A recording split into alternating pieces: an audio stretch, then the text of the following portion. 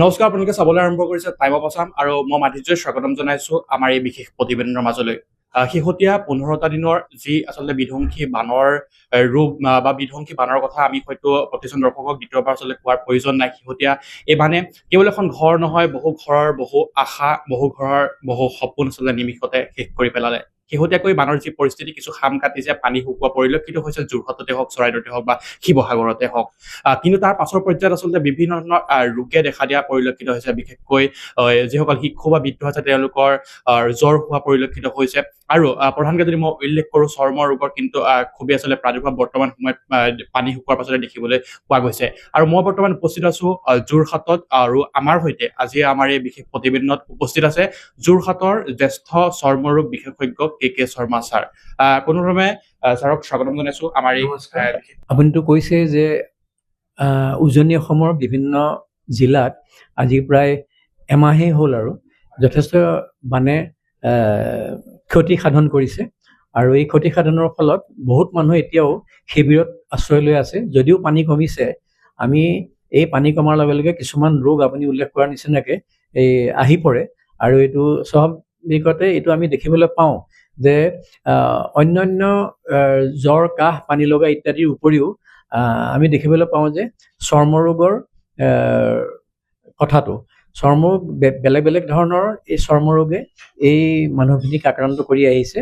আৰু আগতেও দেখিবলৈ পাওঁ যে পানী শুকোৱাৰ পিছতহে আচলতে চৰ্মৰোগবিলাক বেছিকৈ দেখা যায়। বিশেষকৈ আমি দেখিবলৈ যে স্কেবিজ নামৰ এবিধ বেমাৰ আছে, যিবিধ বেমাৰ তেনেকুৱা কেম্প চেম্পত থকাৰ পিছত যথেষ্টখিনি মানুহ এই বেমাৰত আক্ৰান্ত হয় আৰু ইজনৰ পৰা সিজনৰ গালৈ ৰোগ বিয়পে। আৰু এই বেমাৰৰ খজুৱতিটো সাধাৰণতে ৰাতি হয়। আৰু লাহে লাহে এই কেম্পত থকা কেইদিনতে হাত ভৰিত যথেষ্টখিনি ইনফেকশ্যন হৈ পেলাই ছেকেণ্ডেৰী ইনফেকশ্যন হৈ এই ৰোগবিলাক বেছি হৈ যায়। আৰু সেইবিলাকৰ কাৰণে আমি এণ্টিবায়'টিকৰ ব্যৱস্থা কৰিবলগীয়া হয়, আমি দিব লগা হয়, বা পাৰমেথ্ৰিন নামৰ দৰৱ দিবলগীয়া হয়। আৰু খজুৱতি নাশ কৰিবৰ কাৰণে খজুৱতি নাশক দৰৱ দিবলগীয়া হয়।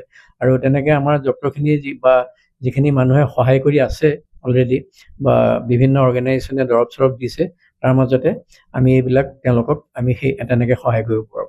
আৰু তেনেকৈ পানীৰ পৰাও আপোনাৰ খৰখজুৱতিৰ উপৰিও আপোনাৰ ভৰি হাতত 10-12 দিন পানীৰ লগত বেছিকৈ কণ্টেক্টত থাকিলে, সংস্পৰ্শত থাকিলেও আমি দেখাওঁ যে পানীৰ পৰা কিছুমান বেমাৰ হয়, যেনে পানীয়ে খোৱা বুলি আমি যিটো কওঁ, আঙুলি মাজত সেই বেমাৰ পটককৈ আপোনাৰ সোনকালে দেখা দিয়ে আৰু ৰঙচুৱা পৰি পেলাই খজুৱতি হৈ আৰু অলপ কেইদিনমানৰ পিছত হয়তো পকি মেলি এইবিলাক তেনেকুৱা হোৱাও দেখা যায়। গতিকে সেইবিলাকত আমি ক্ল'ট্ৰিমাজল বা লুলিকনাজল টাইপৰ দৰৱ সানি তেওঁলোকক আমি এই বেমাৰৰ পৰা উপশম দিব পাৰোঁ।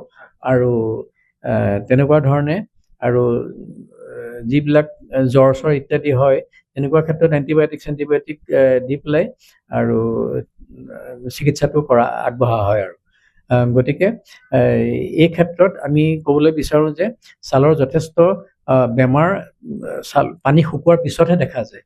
গতিকে তেনেকুৱা বিলাক ৰোগী চিকিৎসা কৰিবৰ কাৰণে আমি বেলেগ বেলেগ ধৰণৰ ব্যৱস্থা তেনেকৈ কৰিব লগা হয়, আৰু আমি কৰি আহিছোঁ তেনেকৈ।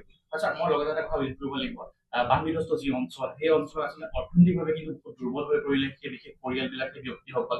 গতিকে ঘৰুৱাভাৱে কিবা এনেকুৱা ব্যৱহাৰ কৰিব পাৰি নেকি, সহজ যিবিলাক আচলতে সৰু যিবোৰ খজুৱতি হওক বা এনেধৰণৰ ঘৰুৱাভাৱে কিবা ব্যৱহাৰ কৰিব পাৰি? সেই বানবিধ্বস্ত লোকসকলৰ লগত বা যিসকল অস্থায়ী শিবিৰত থাকে তেওঁলোকৰ লগত তেনেকুৱা বস্তু নাথাকে।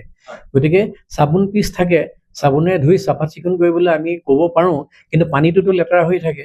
আৰু ইতিমধ্যে আমাৰ বেলেগ বেলেগ বেচৰকাৰী সংস্থাসমূহে যিবিলাক আমাৰ পানী চানী যোগান ধৰিছে, তেওঁলোকক আমি ক'ব লাগিব যে পৰিষ্কাৰ পৰিচ্ছন্নতা হৈ যিমান দূৰ পাৰে সিমান দূৰ পৰিষ্কাৰ পৰিচ্ছন্নতাটো বজাই ৰাখক আৰু চাবোন ব্যৱহাৰ কৰক। আৰু অলপ পানীটো শুকালে নিজৰ ঘৰৰ পুখুৰী বা দমকল যিবিলাক আছে ব্যৱস্থা, সেইবিলাকৰ চাৰিওকাষটো চাফা তাফা কৰি ব্লিচিং পাউডাৰ, ফিটকিৰি ইত্যাদি ব্যৱহাৰ কৰি পানীটো চাফা কৰি, বিশেষকৈ ধোৱা মেলাবিলাকৰ পৰা বেছি হয়। খোৱা পানীটোতো আমি যোগান ধৰোৱেই বা ধৰা হৈছে অলৰেডি।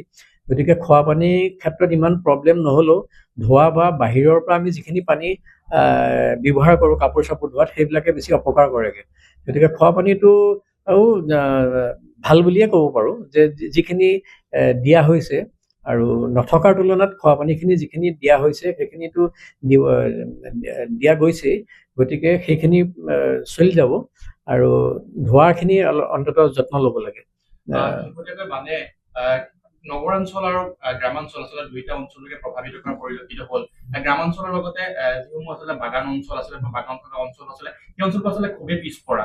তেওঁলোকে আচলতে চিকিৎসালয়লৈ আহিবৰ ক্ষেত্ৰত বা চিকিৎসা গ্ৰহণ কৰাৰ ক্ষেত্ৰত বহুত অসুবিধা দেখিবলৈ পোৱা যায়। সেইসকল ব্যক্তিক কেনেধৰণে আচলতে সাৱধানতা অৱলম্বন কৰিব লাগে? চাওক, বাগানৰ যিবিলাক পৰিয়াল আছে তেওঁলোকৰ বেছিভাগ মানুহে কামজাৰিলে ৰাতিপুৱা যায়।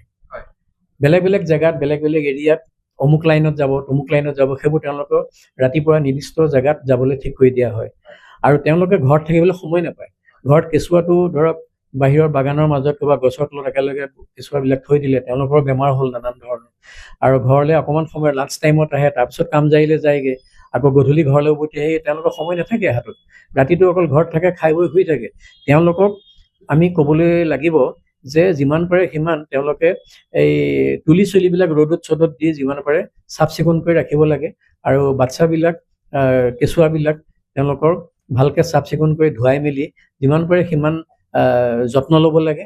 আৰু প্ৰত্যেকখন বাগানতে আমি জনামতে চিকিৎসাৰ এটা সুবিধা আছে, চৰকাৰৰ ফালৰ পৰা চিকিৎসাৰ সুবিধা দিছে। আৰু বাগানৰ ফালৰ পৰা কৰ্তৃপক্ষৰ ফালৰ পৰাও এই ক্ষেত্ৰত যিমান দূৰ দেখিছোঁ দি আহিছে সহায়, আৰু তেওঁলোকৰ চিকিৎসকো আছে। গতিকে তেওঁলোকলৈ এটাই বাৰ্তা পঠিয়াব খুজিছোঁ যে তেওঁলোকৰ কিবা কিবি তেনেকুৱা হ'লেও বা ৰোগ দেখা পালেই তৎক্ষণাৎ বাগানৰ চিকিৎসকৰ লগত বা তেওঁলোকৰ ইমিডিয়েট যোন থাকে তেওঁলোকৰ লগত পৰামৰ্শ ল'ব লাগে। ধন্যবাদ জ্ঞাপন কৰিছোঁ। আচলতে বহু ছাৰ ব্যস্ততাৰ মাজতে আমাক ইমানখিনি সময় দিলে। বান বিধ্বস্ত যি অঞ্চল আছে, যিসকল লোক আছে তেওঁলোকৰ বাবে বহু পৰামৰ্শ আগবঢ়ালে, ঘৰুৱাভাৱেই হওক বা চিকিৎসা বিজ্ঞানৰ ফালৰ পৰা যি ঔষধ ব্যৱহাৰ কৰিব পাৰি সেই ঔষধৰ সম্পৰ্কেও জনালে। আমি ভাবিছোঁ এই প্ৰতিবেদনৰ পৰা যি বানাক্ৰান্ত অঞ্চল আছিলে, অঞ্চলৰ লোকসকল আছিলে, তেওঁলোক উপকৃত হ'ব। লগতে আমিও অনুৰোধ জনাইছোঁ ভালে থাকক তেওঁলোক, সুস্থ থাকক। সময়ৰ খবৰ সময়ত পাবলৈ ফ'ল' কৰক টাইম অফ আছাম।